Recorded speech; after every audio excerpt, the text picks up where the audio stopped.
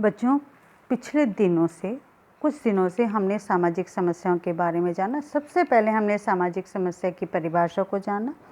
तत्पश्चात हमने ये जाना कि सामाजिक समस्या और व्यक्तिगत समस्या में क्या अंतर है। उसके बाद हमने ये जानने और समझने की कोशिश की कि सामाजिक समस्या किन कारणों के कारण उत्पन्न होती हैं। मैंने इस विषय में भी आपसे स्पष्ट तौर पर उल्लेखित किया आपको कि विश्व में ऐसा कोई समाज नहीं है, ऐसा कोई राष्ट्र नहीं है, चाहे वो विकसित हो, अल्प विकसित हो, विकासशील हो, कि जहाँ पर सामाजिक समस्या नहीं है। परंतु अगर सामाजिक समस्या हैं तो उनके निवारण के साधन भी हैं, ये बात पूर्णतः स्पष्ट है। ठीक है, अब हम हमेशा से ये करते आए हैं और मुझे लगता है ऐसा होना भी चाहिए कि एक बार हम जब नए बात को समझें, नए तथ्यों को समझें, नई अवधारणाओं को समझें, तो एक बार पृष्ठ पलटकर हमें पुरानी अवधारणाएं जो हमने पढ़ी हैं उसे भी हमें पढ़ लेना चाहिए। और इसी परंपरा को कायम में रखते हुए क्योंकि हमने बात की थी, ये आपका द्वितीय प्रश्न पत्र है, समकालीन सामाजिक समस्याएं। तो हमने समकालीन सामाजिक समस्याओं का जो मूलभूत जो तत्व था कि सामाजिक समस्या किसे कहते हैं, उसे हमने जाना। और पिछले 1-2 दिनों से हम जो बहुत महत्वपूर्ण सामाजिक समस्या है, समकालीन सामाजिक समस्या निर्धनता, उसके बारे में बात कर रहे हैं। हमने ये जाना था कि निर्धनता क्या होती है, उसके कौन से कारण हैं। हम बहुत संक्षेप में उसको दोहरा लेते हैं। निर्धनता क्या है ये जानते हैं हम। तो एक बहुत प्रसिद्ध समाजशास्त्री में गिलिन एवं गिलिन, उन्होंने अपनी पुस्तक कल्चर सोशियोलॉजी में गरीबी को परिभाषित करते हुए लिखा था, गरीबी वह दशा है जिसमें एक व्यक्ति या तो अपर्याप्त आय अथवा मूर्खतापूर्ण व्यय के कारण अपने जीवन स्तर को इतना ऊंचा नहीं रख पाता कि उसकी शारीरिक एवं मानसिक क्षमता बनी रह सके और उसको तथा उस पर आश्रितों को अपने समाज के स्तरों के अनुसार उपयोगी ढंग से कार्य करने के योग बनाए रखा जा सके। तो ये बात आप समझ चुके हैं कि व्यक्ति या तो मूर्खतापूर्ण तरीके से इतना, जो उसके पास धन है उसका इतना अपव्यय कर देता है कि जब उसकी एक समय के बाद वो अपनी मूलभूत आवश्यकताओं को पूर्ण नहीं कर पाता, या आरंभ से ही उसके पास इतनी अपर्याप्त धन होता है कि वो जीवन की मूल आवश्यकताओं की पूर्ति नहीं कर पाता। हमने ये भी जाना था कि निर्धनता का माप और अभिव्यक्ति क्या है, तो उसे भी हम दोहरा लेते कि निर्धनता का माप जो है, पैरामीटर है जो पॉवर्टी का, वो 3 बिंदुओं पर टिका हुआ है। पहला है राष्ट्रीय आय, दूसरा है प्रति व्यक्ति आय और तीसरा है प्रति व्यक्ति उपभोग। फाइन, यहाँ तक क्लियर हो गया। अब हम निर्धनता के कारणों की बात करते हैं। प्लीज़ इसे समझिएगा, क्योंकि उसके साथ ही मैं बराबर आपसे कहती हूँ कि समाजशास्त्र में लगभग हर अवधारणा एक दूसरे से अंतर संबंधित है। क्यों संबंधित है, अंतर संबंधित? समाजशास्त्र कोई देन नहीं है। समाजशास्त्र वो विज्ञान है जो समाज से उत्पन्न हुआ है, समाज का अध्ययन करता है, और समाज में प्रत्येक व्यक्ति सामाजिक संबंधों से जकड़ा हुआ है। सामाजिक जो संबंध है वो आपस में एक दूसरे से अंतर संबंधित हैं। तो इसलिए निर्धनता के कारणों को अगर आप जानेंगे तो आगे जो मैं आपको पढ़ाने जा रही हूँ उसे समझने में आपको सहजता होगी। निर्धनता के कारणों के बारे में मैंने विस्तार में बहुत अधिक व्याख्या की है, कल की कक्षा में की थी, परंतु संक्षेप में मैं आपको दोहरा रही हूँ क्योंकि आने वाला जो आपका विषय मैं आपको पढ़ाऊँगी वो इसी से संबंधित है। तो निर्धनता की अवधारणा क्या कहती है? व्यक्तिवाद का सिद्धांत के बारे में बात करती है। व्यक्तिवाद का सिद्धांत किसने दिया था? डेविड इलिश ने। वो क्या कहते हैं कि उनके अनुसार कि व्यक्ति अपनी निर्धनता का स्वयं ही जिम्मेदार होता है। कैसे? क्योंकि अगर व्यक्ति काम नहीं करेगा या मंद बुद्धि है, अनिपुण है, तो ऐसे स्थिति में उसके गरीब रहने की, निर्धन रहने की संभावना बढ़ती है। वही एक बहुत महत्वपूर्ण अवधारणा है निर्धनता की संस्कृति की, जिसके संबंध में मैंने आपको असाइनमेंट भी दिया था कि निर्धनता की संस्कृति क्या है। तो निर्धनता की संस्कृति के संबंध में हम भारत के एक प्रसिद्ध समाजशास्त्री रहे हैं K.M. पणिकर, उनकी बात को दोहराते हैं कि उन्होंने कहा था कि भारत में निर्धनता का कारण भारत के सामाजिक रीति रिवाज, परंपराएं, रूढ़ियाँ तथा सांस्कृतिक मान्यताएं हैं। क्योंकि हम संक्षेप में बात करें इसलिए त्वरित गति से मैं आगे बढ़ती हूँ और हम बात करते हैं सामाजिक संरचना की। तो विद्वानों का ये मानना है कि सामाजिक संरचना भी निर्धनता का बहुत बड़ा कारण है। फिर आर्थिक कारण, आप जानते ही हैं इस बात को कि आर्थिक कारणों के कारण समाज में सामाजिक समस्याएं उत्पन्न होती ही हैं, क्योंकि आर्थिक कारण का तात्पर्य क्या हुआ कि व्यक्ति के पास पूंजी का अभाव है। पूंजी का अभाव होने पर कल कारखाने, मिल, फैक्ट्रियां स्थापित नहीं हो सकती। जब नहीं स्थापित होंगी तो लोगों के पास रोजगार के साधन उपलब्ध नहीं होंगे। जब रोजगार के साधन उपलब्ध नहीं होंगे तो स्वाभाविक तौर पर व्यक्ति निर्धन बनेगा। उसके बाद हमने बात की थी जनसंख्या वृद्धि की। बच्चों, मैं आपसे फिर आपको ये बात याद दिलाना चाहूँगी कि जब हम निर्धनता की बात करते हैं तो जनसंख्या की वृद्धि एक बहुत महत्वपूर्ण कारण है। और उसके बाद हमने सामाजिक कारकों की भी बात की थी। ठीक है, सामाजिक कारकों में हमने आपको उदाहरण दिया था। कौन से सामाजिक कारक हो सकते हैं कि भारत में आज भी मुंडन जब बच्चे का जन्म होता है, मुंडन होता है तो भोज दिया जाता है, मृत्यु भोज दिया जाता है। बच्ची की विवाह में अपनी हैसियत से, अपनी जो खर्च करने की क्षमता है उससे बहुत अधिक खर्च किया जाता है। तो अब ये सब धन कहाँ से आएगा? स्वाभाविक तौर पर इसके लिए उधार लिया जाएगा, और फिर जब आपके पास वो उधार चुकाने की स्थिति नहीं रहती तो निर्धनता और मानसिक तनाव की स्थिति बहुत अधिक बढ़ जाती है। ठीक है, अब हम एक कदम आगे बढ़ते हैं। ये सब चीज़ें हमने दोहरा ली। आज जो हमें पढ़ना है वो पढ़ना है निर्धनों की क्या समस्याएं हैं। तो हम चलिए आगे बढ़ते हैं और इस आशा के साथ आगे बढ़ते हैं कि आप ध्यान से सुनेंगे, समझेंगे, उस पर मनन करेंगे, और आने वाले समय में अगर आपको लगता है कि आपको कुछ समझ में नहीं आ रहा है तो आप मुझसे पूछेंगे। और मेरी सफलता तो इसमें ही होगी कि अगर आप मुझसे प्रश्न पूछेंगे, क्योंकि इस पूरी प्रक्रिया जो कुछ आपको समझने और समझाने के लिए अपनाई जा रही है, इस प्रक्रिया की सफलता भी इसी पर निर्भर करती है। तो हम आगे बढ़ें। निर्धनों की समस्याओं की हम बात करते हैं। तो पहली क्या है? सामाजिक भेदभाव। समाज में निर्धन व्यक्ति को जीवन के प्रत्येक पल में तिरस्कार का सामना करना पड़ता है। अब ये तो आप लोग बहुत अच्छे से, कहीं शायद मुझसे बेहतर तरीके से जानते हैं कि समाज में उसी व्यक्ति को बहुत अधिक सम्मान मिलता है जिसके पास धन अधिक है। व्यक्ति की विद्वत्ता, व्यक्ति की सज्जनता, व्यक्ति का और चारित्रिक गुण बहुत पीछे हट जाता है धन के आगे। ठीक है, तो जो व्यक्ति निर्धन है उसे समाज में तिरस्कार का सामना करना पड़ता है, उसे जीवन के हर स्तर पर प्रताड़ित होना पड़ता है, उसे भेदभाव होता है और आर्थिक निर्बलता उसको शक्तिहीन बना देती है। फलस्वरूप उच्च परिस्थिति का मतलब क्या हुआ? जिनका हायर स्टेटस है। ठीक है, परिस्थिति को क्या कहते हैं? स्टेटस। तो उच्च परिस्थिति के लोगों द्वारा शारीरिक एवं मानसिक रूप से वो शोषित होते हैं। यद्यपि वह शक्तिहीन होने के कारण कभी शक्तिशाली जो कि आर्थिक रूप से सुदृढ़ वर्ग है का विरोध नहीं कर पाते। ये स्वाभाविक है बच्चों कि जो निर्धन व्यक्ति है वो सबल व्यक्ति का विरोध नहीं कर पाता।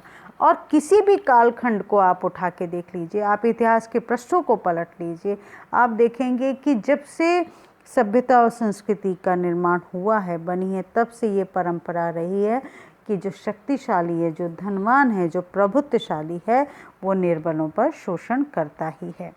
और अब उसके बाद हम जो एक महत्वपूर्ण निर्धनों की समस्या है उस पर आते हैं, और वो समस्या क्या है? आवास। तो निर्धनों की एक प्रमुख समस्या आवास से संबंधित है। निर्धनों को झोपड़पट्टियों में, गंदी बस्तियों में रहना पड़ता है। अब क्यों रहना पड़ता है? देखिए, घर खरीदने के लिए धन की आवश्यकता है, और निर्धन की साथ सबसे बड़ी समस्या क्या है? उसके पास धन नहीं है। जब धन नहीं है वो घर कैसे खरीद पाएगा? ऐसी स्थिति में उसे झोपड़पट्टी में रहना पड़ता है। और एक जो समाज का एक सामान्य सामाजिक मानदंड के अनुरूप वो सामान्य जीवन की जो सुविधाएं हैं, आवश्यक सुविधाएं, वो उपलब्ध स्वयं के लिए नहीं कर पाता। ठीक है, मुझे लगता है शायद ये तो बहुत सहज और आसान है, आवास और सामाजिक भेदभाव वाली बात, जिस पे हमें बहुत से गहराई पे जाने की आवश्यकता नहीं है। अब हम बात करते हैं सामाजिक एवं मानसिक प्रभाव की। तो गरीबों को जेबी हरी ने उत्पादन क्षमता कम करने, निराशा पैदा करने तथा असामंजस्य उत्पन्न करने के लिए उत्तरदायी माना है। ये स्वाभाविक है कि जो व्यक्ति गरीब है, निर्धन है, उसके भीतर निराशा पैदा होगी ही होगी। तो निर्धनता मानसिक क्षति भी पहुंचाती है। एल.जे. रॉबर्ट्स ने कई निर्धन बच्चों का मानसिक परीक्षण करने के पश्चात पाया कि उनका बौद्धिक स्तर निम्न था। इसके लिए कुपोषण तथा निम्न सामाजिक स्थिति उत्तरदायी हैं, जो निर्धनता की देन है। ठीक है, ये हमने जाना। अब इस बात को हम कुछ सब पॉइंट्स में लेके जाते हैं, जिससे हमें इसे समझने में आसानी होगी। तो वो सब पॉइंट्स क्या हो सकते हैं? शारीरिक दुष्प्रभाव। चलिए जाने कैसे कि निर्धनता की अवस्था में व्यक्ति के पास जब धन का अभाव होगा तो वो कैसे अपने लिए पौष्टिक भोजन, बेटा पौष्टिक भोजन की तो बात ही छोड़ दीजिए, उन लोगों के लिए तो एक चुनौती रहती है कि वो 2 पेट का अपना भरपूर भोजन, 2 समय का अपना भरपूर भोजन एकत्रित कर पाएँ। तो पोषित भोजन, पोषण युक्त भोजन प्राप्त करना तो अपने आप में एक उनके लिए चुनौती है। तो हम ये कह सकते हैं कि निर्धनता की अवस्था में व्यक्ति वांछित पोषक तत्वों एवं संतुलित आहार को अपने भोजन में सम्मिलित नहीं कर पाता। ठीक है, जब आपको पोषण युक्त भोजन नहीं मिलेगा तो आप उंगलियों में गिन सकते हैं, उंगलियों पर गिने मैं आपको बोल रही हूँ, आप उसे समझे। पहला समस्या क्या होगी कि वो कुपोषित होंगे। ठीक है, और जब एक कुपोषित महिला, जब उनको पोषण युक्त भोजन नहीं मिल रहा है तो उनमें बहुत सारी शारीरिक कमियां होंगी, वो कुपोषित होंगी। तो जब एक कुपोषित निर्धन महिला गर्भवती होती है तो उनके गर्भ में पल रहा शिशु कुपोषित होगा। अब ऐसा कुपोषित शिशु जब जन्म लेगा, अपनी माँ के गर्भ से बाहर आएगा, तो उसके जीवित रहने की संभावना बहुत कम रह जाती है। पहला महत्वपूर्ण बिंदु, अगर वो जीवित रह भी गया तो वो कुपोषित रहेगा, वो स्वस्थ व्यक्ति नहीं बनेगा। और जब वो स्वस्थ नहीं हो पाएगा तो आप कल्पना कीजिए कि वो मेहनत का काम कैसे कर पाएगा। तो वो चाह कर भी, अगर उसकी इच्छा है तो भी वो मेहनत का काम नहीं कर पाएगा, जिससे उसकी निर्धनता बनी रहेगी। और एक पॉइंट मैंने कहा, क्या कहा आपसे? उंगलियों पर गिने। तो तीसरी उंगली बढ़ाइए और गिनिए कि तीसरा महत्वपूर्ण बिंदु क्या है कि जब व्यक्ति को कुपोषित जब वो होता है तो उसे बीमारियां तुरंत उस पर आक्रमण करती हैं, उसके शरीर को अपना घर बनाती हैं।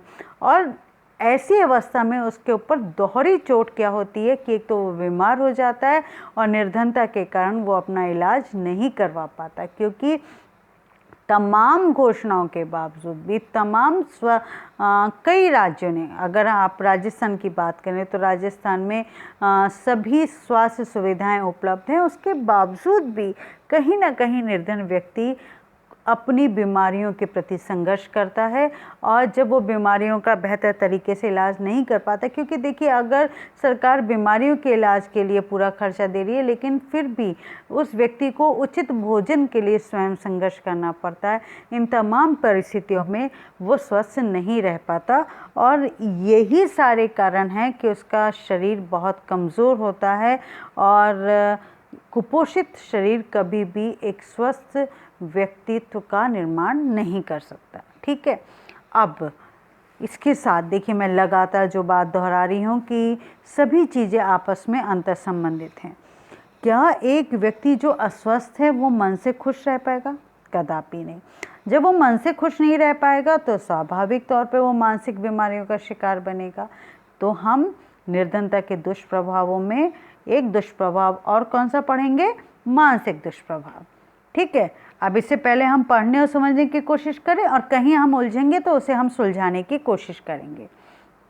एक महत्वपूर्ण बिंदु जो समाजशास्त्र की विद्यार्थी होने के नाते मेरे मन को बहुत चुभता है कि भारतीय समाज में, लगभग विश्व भर में तो ये है ही, पर भारतीय समाज की ये विद्रूपता है, ये बहुत दुख की बात है कि यहाँ शारीरिक बीमारियों की तो बात की जाती है पर मानसिक बीमारियों की अवहेलना की जाती है, और यही कारण है कि मानसिक बीमारियों का भारत गढ़ बनता जा रहा है। तो ठीक है, तो ये मानसिक बीमारियां सिर्फ निर्धन ग्रसित हैं ऐसा नहीं है, समाज के सभी लोग, उच्च वर्ग के लोग भी, मध्यम वर्ग के लोग भी ग्रसित हैं, लेकिन आज विशेष तौर पे हम इस सदन में बात करें निर्धनों के। तो निर्धनता का एक दुष्प्रभाव क्या है? मानसिक दुष्प्रभाव। निर्धनता अनेक बीमारियों को जन्म देकर व्यक्ति के मानसिक असंतुलन का कारण बनती है। निर्धनता कुपोषण का कारण बनती है तथा कुपोषण मानसिक व्याधियों को जन्म देता है। इसी प्रकार निर्धन बच्चों का कुपोषण एवं वांछित शारीरिक पुष्टि कारक तत्वों के अभाव में बौद्धिक स्तर निम्न रहने की प्रबल संभावना रहती है। मैंने अभी चर्चा की थी ना आपसे कि अगर आपको पौष्टिक भोजन प्राप्त नहीं मिलेगा, पोषण युक्त भोजन प्राप्त नहीं मिलेगा, तो जो बच्चे हैं वो मानसिक तौर पे भी कमज़ोर होंगे। ठीक इसी प्रकार निर्धनता के कारण गरीब लोग अपने बच्चों को उचित शिक्षा की व्यवस्था नहीं करवा पाते, जिसके कारण उनके समुचित बौद्धिक विकास पे भी प्रतिकूल प्रभाव पड़ता है। ठीक है, अब बच्चों ये तो हमने जाना। अब इसके साथ एक तत्व और संबंधित है, वो क्या है? सामाजिक दुष्प्रभाव। तो चलिए अब उसे हम जानते हैं। निर्धनता प्रत्यक्ष एवं परोक्ष रूप से सामाजिक पद, प्रतिष्ठा एवं मान सम्मान को प्रभावित करती है। निर्धनता का आशय निम्न सामाजिक परिस्थिति, निम्न सामाजिक परिस्थिति क्या है? Lower status. तो निम्न सामाजिक परिस्थिति से निम्न सामाजिक परिस्थिति, यहाँ परिस्थिति क्या है? कंडीशन है ना, व्यक्ति के व्यक्तित्व पर प्रतिकूल प्रभाव डालती है। निर्धनता बाल अपराध, अपराध, भगोड़ेपन, आवारागर्दी एवं मानसिक असंतुलन को जन्म देती है। निर्धनता निर्धन लोगों की समस्याओं की जड़ है। गरीबी लोगों में मानसिक हीनता को जन्म देती है। क्यों देती है? आप खुद सोच के देखिए बेटा कि जब हम सामान्य जीवन जी रहे हैं उसके बावजूद हम अपनी तुलना अपने से सदैव जो उच्च वर्ग के लोग हैं उनसे करते हैं, और हम मन ही मन में सोचते हैं काश वो परिस्थिति, वो स्टेटस हमें प्राप्त होता। तो आप सोचिए जो रोज़मर्रा के जीवन जीने का संघर्ष कर रहे हैं उनके भीतर तो ये मानसिक हीनता जन्म लेगी ही लेगी। अब एक और हम निर्धनताओं की, जो निर्धन व्यक्ति उनकी समस्याओं की जब हम बात करते हैं तो वो बात आती है अपराधग्रस्तता। निर्धनता किसी व्यक्ति से समाज एवं कानून विरोधी कार्य करवाने में सक्रिय भूमिका का निर्वहन करती है। कैसे? देखिए, हम सभी मानव हैं जिनकी कुछ कमज़ोरियां हैं, कुछ शक्तियां हैं, और व्यक्ति की एक सबसे बड़ी कमज़ोरी क्या होती है? उसका परिवार। वो स्वयं तो है ही, पर उसका परिवार।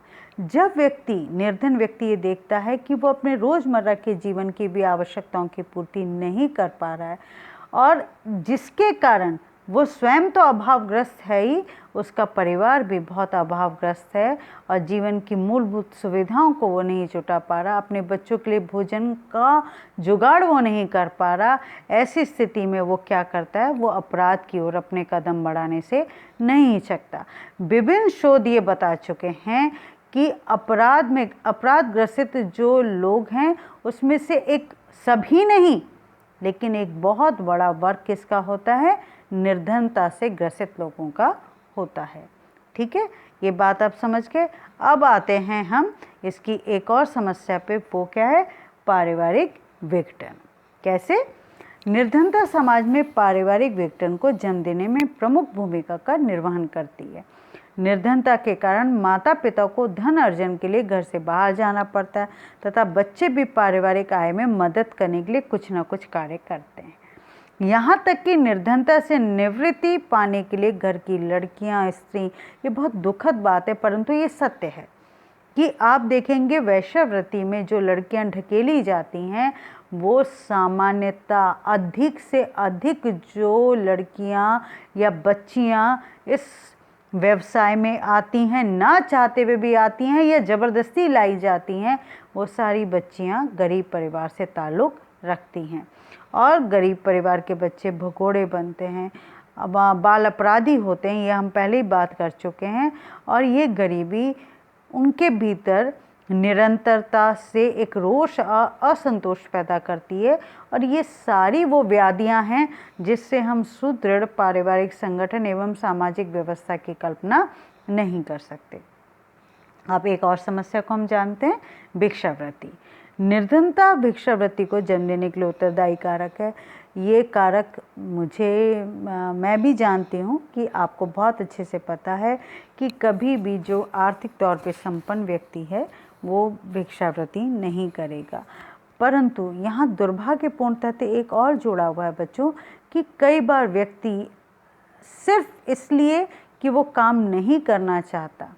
निर्धनता में भी जो व्यक्तिवादी सिद्धांत है वो क्या कहता है कि कई बार व्यक्ति स्वयं अपने कार्यों के कारण, अपने स्वभाव के कारण, अपने स्वभावगत व्यवहार के कारण निर्धन बना रहता है।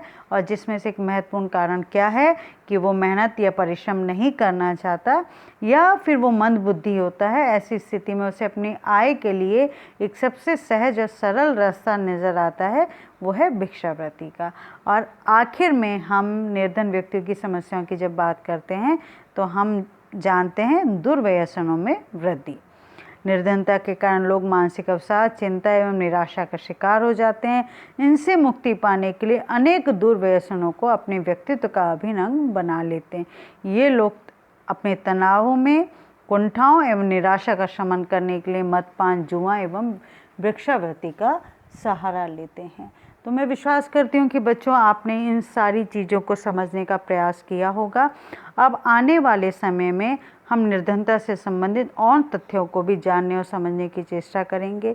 मेरा पुनः निवेदन है कि आपको जो कुछ भी बताया जा रहा है उसे ध्यान से सुने, समझें, और आपको कहीं पर भी कुछ उलझन लगती है, कोई तथ्य, कोई शब्द, कोई वाक्य आपको समझ में नहीं आता है, तो आप मुझसे बेझिझक पूछें। आपकी सुविधा के लिए जो कुछ मैं आपको जिस दिन पढ़ा रही हूँ उसी दिन आपको उसके PDF नोट्स भी आपको मैं दे रही हूँ। उन PDF नोट्स को खोलिए, पढ़िए और फिर पुनः जब वीडियो को सुनेंगे तो और सहजता से आपको समझ में आएगा। बच्चों, हम सिर्फ प्रयास कर सकते हैं, लेकिन उस प्रयास को, जो हमारे द्वारा प्रयास हो रहे हैं, उसको परिणाम तक ले जाने का दायित्व तो आपका ही है।